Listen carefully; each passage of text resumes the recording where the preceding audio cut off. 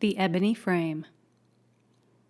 To be rich is a luxurious sensation, the more so when you have plumbed the depths of hard-upness as a Fleet Street hack, a picker-up of unconsidered pars, a reporter, an unappreciated journalist, all callings utterly inconsistent with one's family feeling and one's direct descent from the Dukes of Picardy.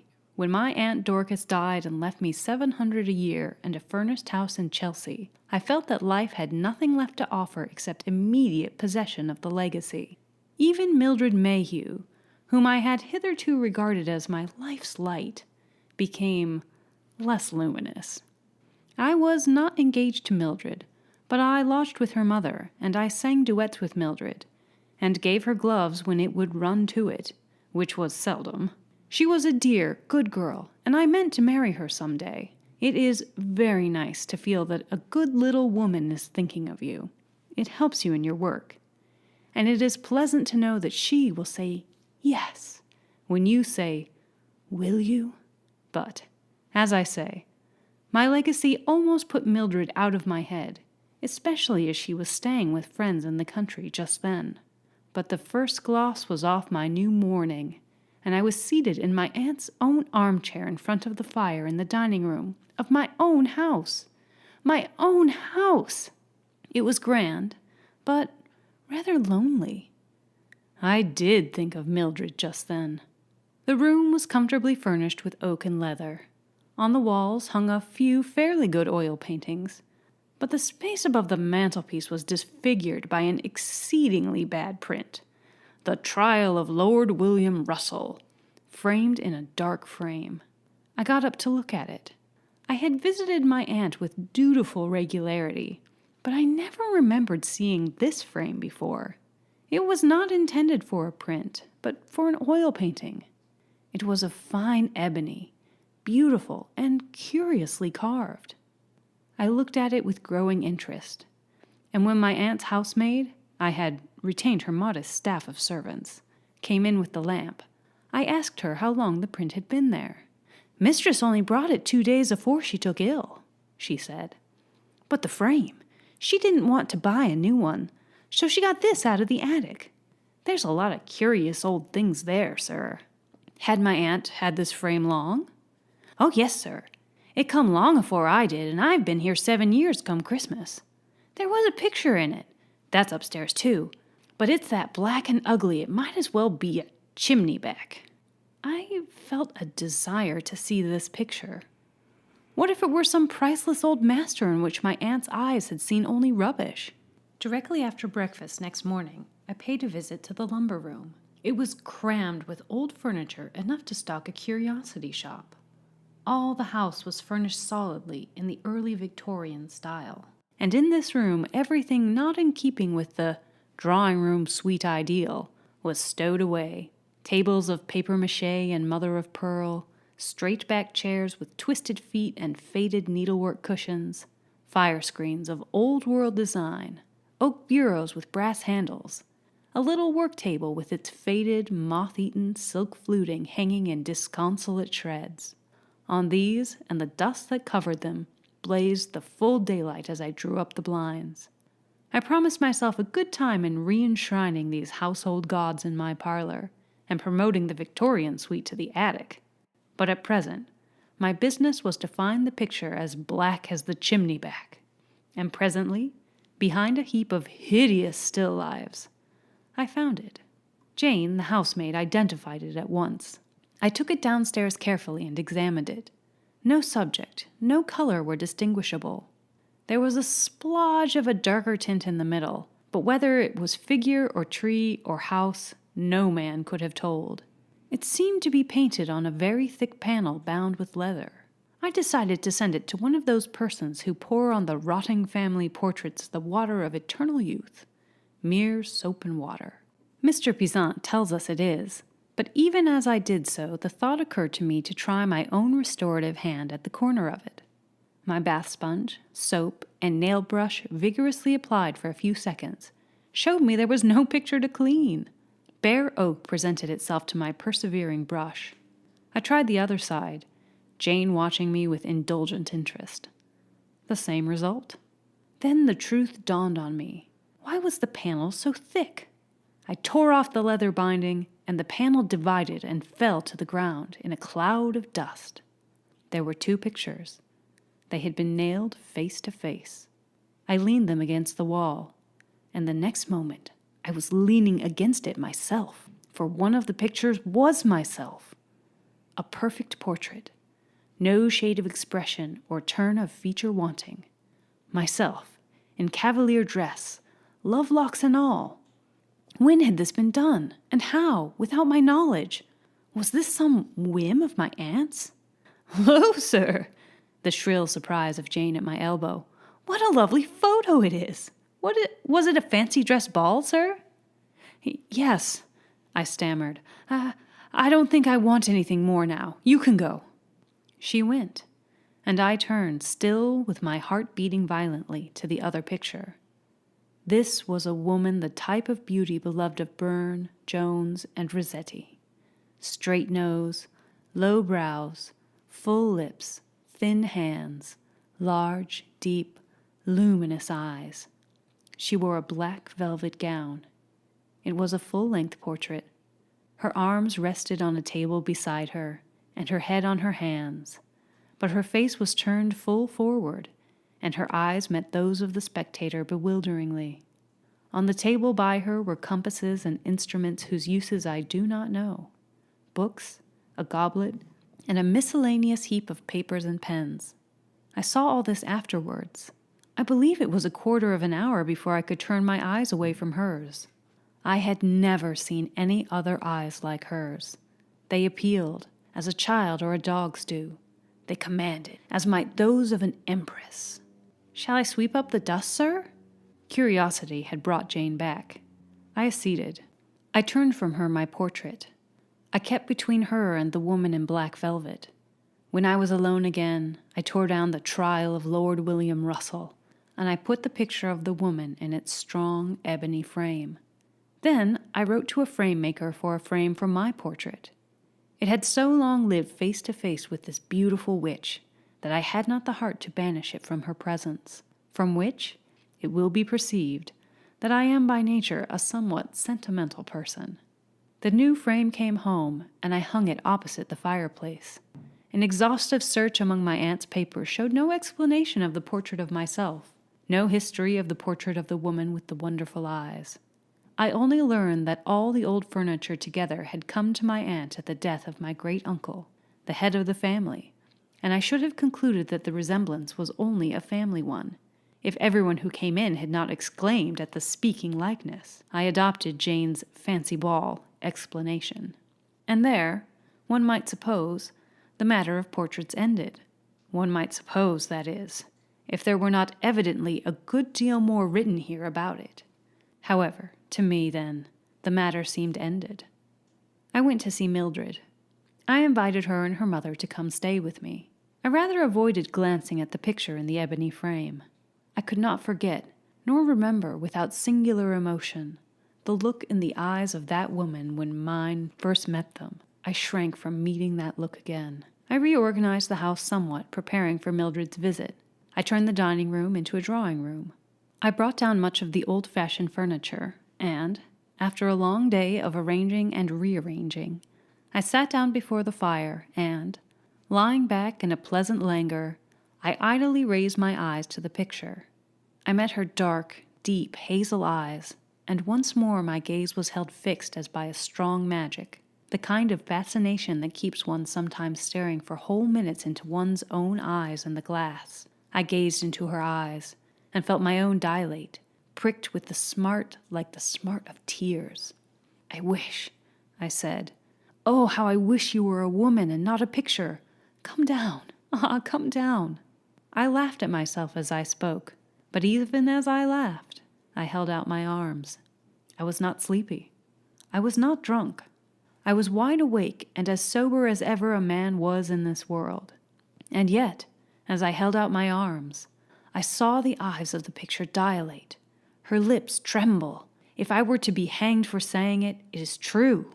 Her hands moved slightly, and a sort of flicker of a smile passed over her face. I sprang to my feet. "This won't do," I said, still aloud. Firelight does play strange tricks. I'll have that lamp. I pulled myself together and made for the bell. My hand was on it when I heard a sound behind me and turned, the bell still unrung. The fire had burned low, and the corners of the room were deeply shadowed, but surely there, behind the tall worked chair, was something darker than a shadow. I must face this, I said, or I shall never be able to face myself again. I left the bell, I seized the poker, and battered the dull coals to a blaze. Then I stepped back resolutely and looked up at the picture. The ebony frame was empty. From the shadow of the worked chair came a silken rustle, and out of the shadow the woman of the picture was coming towards me. I hope I shall never again know a moment of terror so blank and absolute. I could not have moved or spoken to save my life. Either all the known laws of nature were nothing, or I was mad. I stood trembling, but, I am thankful to remember, I stood still while the black velvet gown swept across the hearthrug towards me. Next moment, a hand touched me. A hand, soft, warm, and human, and a low voice said, "You called me. I am here." At that touch and that voice, the world seemed to give a sort of bewildering half-turn. I hardly know how to express it, but at once it seemed not awful, not even unusual, for portraits to become flesh, only most natural, most right, most unspeakably fortunate. I laid my hand on hers. I looked from her to my portrait. I could not see it in the firelight. "We are not strangers," I said. "Oh no, not strangers." Those luminous eyes were looking up into mine. Those red lips were near me. With a passionate cry, a sense of having suddenly recovered one's great good that had seemed wholly lost, I clasped her in my arms. She was no ghost. She was a woman, the only woman in the world. "How long?" I said. "Oh, love, how long since I lost you?" She leaned back, hanging her full weight on the hands that were clasped behind my head. "How can I tell how long? There is no time in hell," she answered. It was not a dream. Ah, no, there are no such dreams. I wish to God there could be.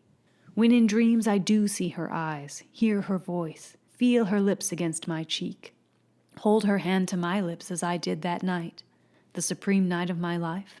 At first, we hardly spoke. It seems enough, after long grief and pain, to feel the arms of my true love round me once again. It is very difficult to tell this story. There are no words to express the sense of glad reunion, the complete realization of every hope and dream of a life that came upon me as I sat with my hand in hers and looked into her eyes. How could it have been a dream when I left her sitting in the straight-back chair and went down to the kitchen to tell the maids I should want nothing more, that I was busy and did not wish to be disturbed, when I fetched wood for the fire with my own hands and, bringing it in, found her still sitting there, saw the little brown head turn as I entered, saw the love in her dear eyes, when I threw myself at her feet and blessed the day I was born, since life had given me this. Not a thought of Mildred. All the other things in my life were a dream. This, its one splendid reality. "I am wondering," she said after a while, when we had made such cheer of the other as true lovers may do after a long parting, "I am wondering how much you remember of our past." "I remember nothing," I said. "Oh, my dear lady, my dear sweetheart, I remember nothing but that I love you, that I have loved you all my life." "You remember nothing, really nothing, only that I am yours, that we have both suffered, that... Tell me, my mistress dear, all that you remember. Explain it all to me. Make me understand. And yet... No, I don't want to understand. It is enough that we are together. If it was a dream, why have I never dreamed it again?" She leaned down towards me. Her arms lay on my neck, and drew my head till it rested on her shoulder. "I am a ghost, I suppose," she said, laughing softly, and her laughter stirred memories which I just grasped at, and just missed. "But you know and I know better, don't we? I will tell you everything you have forgotten. We loved each other, no, you have not forgotten that. And when you came back from the war, we were to be married. Our pictures were painted before you went away. You know I was more learned than the women of the day. Dear one, when you were gone, they said I was a witch. They tried me. They said I should be burned, just because I had looked at the stars and had gained more knowledge than they. They must needs bind me to a stake and let me be eaten by the fire. And you, far away. Her whole body trembled and shrank. Oh, love, what dream would have told me that my kisses would soothe even that memory? The night before, she went on, the devil did come to me. I was innocent before. You know it, don't you? And even then my sin was for you, because of the exceeding love I bore you. The devil came, and I sold my soul to eternal flame. But I got a good price. I got the right to come back, through my picture, and if anyone looking at it wished for me, as long as my picture stayed in its ebony frame. That frame was not carved by man's hand. I got the right to come back to you, oh, my heart's heart, and another thing I won, which you shall hear anon. They burned me for a witch. They made me suffer hell on earth. Those faces, all crowding round, the crackling wood and the smell of the smoke. Oh, love, no more, no more. When my mother sat that night before my picture, she wept and cried, "Come back, my poor lost child." And I went to her with glad leaps of heart. Dear, she shrank from me. She fled. She shrieked and moaned of ghosts. She had our pictures covered from sight and put again in the ebony frame. She had promised me my picture should always stay there. Ah, through all these years your face was against mine. She paused. But the man you loved? You came home. My picture was gone. They lied to you and you married another woman. But someday I knew you would walk the world again and that I should find you. The other gain, I asked. The other gain, she said slowly. I gave my soul for this. It is this. If you also will give up your hopes of heaven, I can remain a woman. I can move in your world. I can be your wife. Oh, my dear, after all these years, at last. If I sacrifice my soul, I said slowly, with no thought of the imbecility of such a talk in our so-called 19th century. If I sacrifice my soul, I win you? Why, love, it's a contradiction in terms. You are my soul. Her eyes looked straight into mine. Whatever might happen, whatever did happen, whatever may happen, our two souls in that moment met and became one. Then you choose. You deliberately choose to give up your hopes of heaven for me, as I gave up mine for you. I decline, I said, to give up my hope of heaven on any terms. Tell me what I must do that you and I may make our heaven here, as now, my dear love. I will tell you tomorrow, she said. Be alone here tomorrow night. 12 is ghost's time, isn't it? And then I will come out of the picture and never go back into it. I shall live with you and die and be buried, and there will be an end of me. But we shall live first, my heart's heart. I laid my head on her knee. A strange drowsiness overcame me. Holding her hand against my cheek, I lost consciousness. When I awoke, the gray November dawn was glimmering, ghost-light, through the uncurtained window. My head was pillowed on my arm, which rested. I raised my head quickly. Not on my lady's knee, but on the needle-worked cushion of the straight-backed chair. I sprang to my feet. I was stiff with cold and dazed with dreams, but I turned my eyes on the picture. There she sat, my lady, my dear love. I held out my arms, but the passionate cry I would have uttered died on my lips. She had said 12 o'clock. Her lightest word was my law, so I only stood in front of the picture and gazed into those gray-green eyes till tears of passionate happiness filled my own. Oh, my dear, how shall I pass the hours till I hold you again? No thought, then, of my whole life's completion and consummation being a dream. I staggered up to my room and fell across my bed, and slept heavily and dreamlessly. When I awoke, it was high noon. Mildred and her mother were coming to lunch. I remembered, at one shock, Mildred's coming and her existence. Now indeed the dream began. With a penetrating sense of the futility of any action apart from her, I gave the necessary orders for the reception of my guests. When Mildred and her mother came, I received them with cordiality, but my genial phrases all seemed to be someone else's. My voice sounded like an echo. My heart was otherwhere. Still, the situation was not intolerable until the hour when afternoon tea was served in the drawing room. Mildred and her mother kept the conversational pot boiling with a profusion of genteel commonplaces, and I bore it, as one can bear mild purgatories when one is in sight of heaven.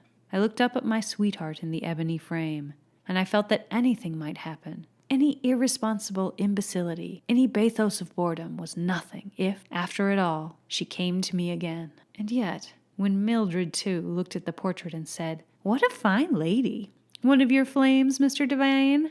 I had a sickening sense of impotent irritation, which became absolute torture when Mildred, how could I have ever admired that chocolate box barmaid style of prettiness, threw herself into the high-backed chair, covering the needlework with her ridiculous flounces, and added, "Silence gives consent. Who is it, Mr. Devane? Tell us all about her. I'm sure she has a story."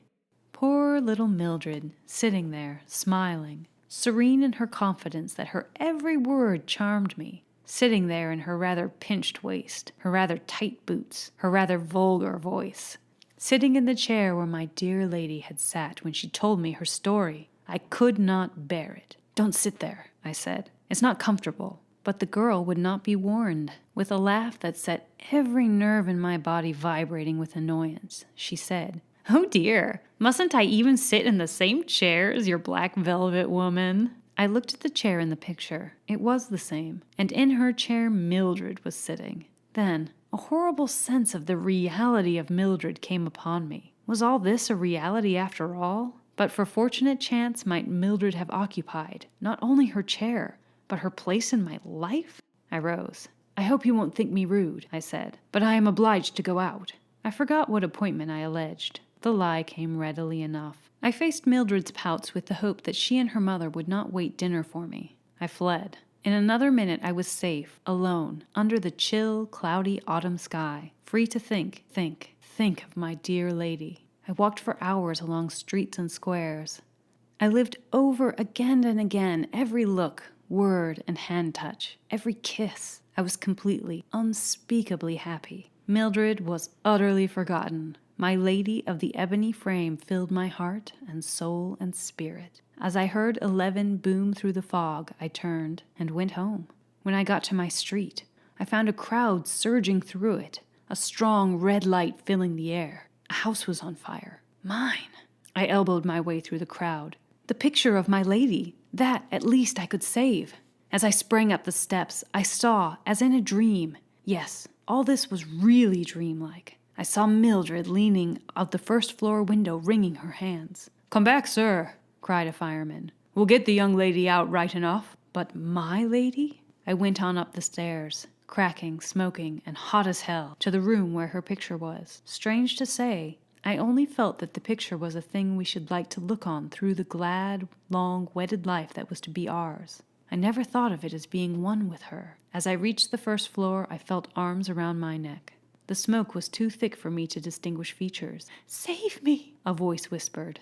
I clasped a figure in my arms and, with a strange dis-ease, bore it down the shaking stairs and out into safety. It was Mildred. I knew that directly as I clasped her. "Stand back!" cried the crowd. "Everyone's safe!" cried a fireman. The flames leapt from every window. The sky grew redder and redder. I sprang from the hands that would have held me. I leapt up the steps. I crawled up the stairs. Suddenly, the whole horror of the situation came on me. As long as my picture remains in the ebony frame, what if picture and frame perished together? I fought the fire, and with my own choking inability to fight with it, I pushed on. I must save my picture. I reached the drawing room. As I sprang in, I saw my lady, I swear it, through the smoke and flames, hold out her arms to me, who came too late to save her and to save my own life's joy. I never saw her again. Before I could reach her or cry out to her, I felt the floor yield beneath my feet, and I fell into the fiery hell below. How did they save me? What does it matter? They saved me somehow. Curse them. Every stick of my aunt's furniture was destroyed. My friends pointed out that, as the furniture was heavily insured, The carelessness of a nightly studious maid had done me no harm. No harm! That was how I won and lost my only love. I deny, with all my soul in the denial, that it was a dream. There are no such dreams. Dreams of longing and pain there are in plenty, but dreams of complete, of unspeakable happiness. Ah, no, it is the rest of life that is the dream. But if I think that, why have I married Mildred and grown stout and dull and prosperous? I tell you, it is all this that is the dream. My dear lady only is the reality. And what does it matter what one does in a dream? You have just listened to The Ebony Frame by E. Nesbit and read aloud by K. Mack.